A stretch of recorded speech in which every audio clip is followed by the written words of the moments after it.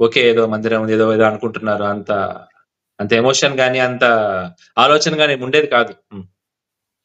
Politics అవగాహనొస్తూ పెరుగుతున్నప్పుడు గూడా అంతా ఓకే. ఏదో జరుగుతుంది.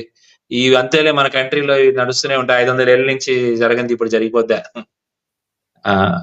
అన్న స్టేజ్ నుంచి ఫస్ట్ కట్టడం పక్కన పెడితే, ఆ 11 రోజులు ఆహ్, కంట్రీ లీడర్ ఎలాగైతే లీడ్ చేయాలో ఆహ్, అసలు ఎక్స్‌పెక్ట్ చేయలేదు. అంటే ఫస్ట్ ఆఫ్ ఆల్ అంత కఠినమైన ఉపవాసం అది పక్కన పెడితే, అన్ని ప్లేసెస్‌కెళ్ళడం. ధనుష్కోడి దగ్గర ఎండ్ చేసి, ధనుష్కోటి నుంచి ఈయన అయోధ్యకి వెళ్ళడం. ఆహ్, అది నిజంగానే 500 ఇయర్స్‌లో ఎప్పుడవుద్దో తెలియని అవును. హ్మ్.